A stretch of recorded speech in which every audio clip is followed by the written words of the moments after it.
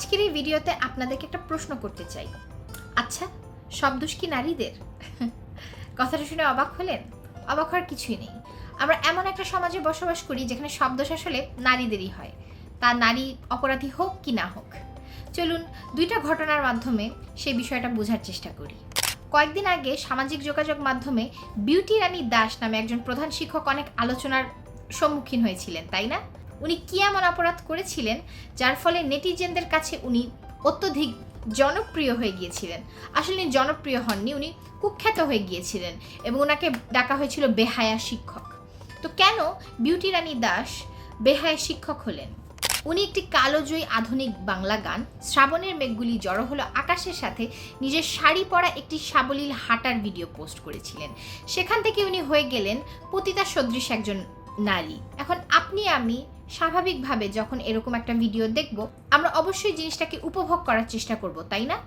কিন্তু বিউটি রানী দাসের দর্শকদের কাছে উনি মোটেও তা ছিলেন না এবং উনার আচরণটা উনাদের মতে শিক্ষক সুলভ ছিল না। কারণ একজন শিক্ষক দ্বারা শাড়ি পরে হাঁটার ভিডিও একটা গানের সাথে করা নাকি মানায় না। ভাবতে পারেন এখন কে এই বিউটি রানী দাস?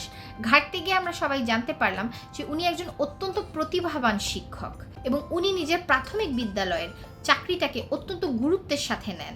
উনি অনেক কঠিন কঠিন বিষয়কে অনেক সহজ করে ছোট বাচ্চাদেরকে শিখাতে পারেন। তার সারা জীবনের অভিজ্ঞতা, সৃজনশীলতা এবং প্রতিভাকে ছোট করতে এক সেকেন্ডও লাগলো না এমন কিছু লোকের যাদের যোগ্যতা হয়তো বিউটির ধারে কাছেও নেই।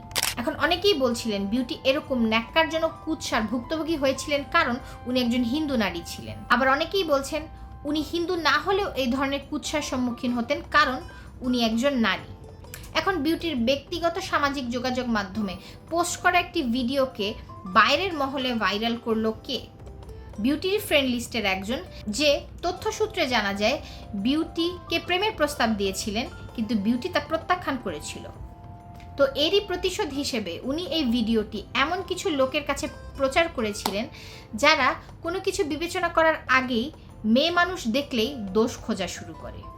এখন আগেই বলেছি বিউটি ছিলেন একজন অত্যন্ত প্রতিভাবান শিক্ষক, সুতরাং বিউটির সাথে এই ধরনের অন্যায় হওয়ার ফলে হাজার হাজার দেশের সরকারি প্রাথমিক বিদ্যালয়ের শিক্ষক বিউটির সাথে হওয়া এই অবিচারের বিরুদ্ধে অনেক সুন্দর করে প্রতিবাদ করেছিল এবং তাদের প্রতিবাদটা কি ছিল জানেন?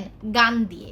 যেই গানে বিউটি ভিডিও করেছিল সেই গান দিয়েই তারা তাদের সাবলীল ভিডিও করেছিল। সাধারণত প্রাথমিক বিদ্যালয় শিক্ষক হিসেবে নারীদেরকেই অগ্রাধিকার দেওয়া হয়, কিন্তু এমন কোনো চাকরি যদি নারীরা করতে চায় যেখানে নারীদের আগে পুরুষেরা প্রাধান্য পায়, সেখানে নারী চাকরি পেলে পুরুষরা কী ধরনের প্রতিক্রিয়া দেয় চলুন একটু দেখি। পিঙ্ক বাসের সম্পর্কে আশা করি সবাই ইতিমধ্যে জানেন। হ্যাঁ, বিআরটিসির পিঙ্ক বাস যা 18 আগস্ট থেকে ঢাকা শহরে মূলত কার্যবহাল হয়েছে। যারা পিঙ্ক বাস সম্পর্কে এখন পর্যন্ত জানেন না তাদের জন্য বলে রাখি, এই পিঙ্ক বাস হচ্ছে নারীদের জন্য বের করা একটি বিশেষ বাস যেখানে যাত্রী থেকে শুরু করে সবাই নারী থাকবে, মানে ড্রাইভারও নারী, হেল্পারও নারী এবং যাত্রীরাও নারী। এবং এটা মূলত করা হয়েছে নারীদের নিরাপত্তার কথা মাথায় রেখে, যেহেতু বাংলাদেশে প্রতিদিনই নারীরা বাসে চড়ার সময় বা বাসে করে যাওয়ার সময় নানা রকমের নিরাপত্তাহীনতার শিকার হয়। এখন পুরুষতান্ত্রিক সমাজে নারীরা পুরুষদের বাসে চড়তে গেলেও সমস্যা, না চড়তে গেলেও সমস্যা। এখন নারীদের আলাদা বাস হয়েছে, তাতেও পুরুষদের শান্তি হচ্ছে না, সেখানেও তাদের ভুল ধরতে হবে। আজকে 19 আগস্ট যখন আমি ভিডিওটা করছি, জানি না আপলোড হতে হতে হয়তো আরও 2-3 দিন লেগে যেতে পারে, কিন্তু যবে আমি রেকর্ড করছি ইতোমধ্যে নারীদের ভুল ধরা কিন্তু শুরু হয়ে গিয়েছে। এবং শুধু যে ভুল ধরা শুরু হয়েছে তা না, নারীদের নামে মিথ্যা কথাও রটানো হচ্ছে। প্রথম কার্যদিবসে কোনো এক নারী 80 কিলোমিটার/আওয়ার স্পিডে গাড়ি চালাচ্ছিলেন, তা নিয়ে অলরেডি নিউজ হয়ে গিয়েছে। 80 কিলোমিটার/আওয়ার স্পিড কিন্তু অনেক সময় পুরুষেরাও করে, কিন্তু এটাকে কিন্তু ঘটা করে নিউজ বানানো হয় না। তার উপর সবচেয়ে বেশি আলোচিত যে ঘটনাটা হয়েছে সেটা হচ্ছে কোনো এক নারী ড্রাইভার বাসটাকে ফ্লাইওভারে উঠাতে ইতস্তত বোধ করছিলেন। সেই সময় উনি সাহায্য চান একজন ব্যাকআপে থাকা পুরুষ ড্রাইভারের কাছে।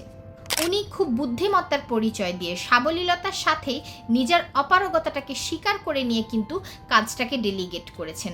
তারপরও তাকে নিয়ে সমালোচনার শেষ নেই। তাকে নিয়ে হাসি ঠাট্টা মজা থেকে শুরু করে অনেক আপত্তিকর মিমসই বানানো হয়েছে।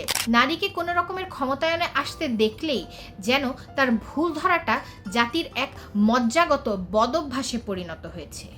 এখন আপনাদেরকে সাবলীলভাবে একটা সত্য ঘটনা তুলে ধরি, মানে বাস্তবতা।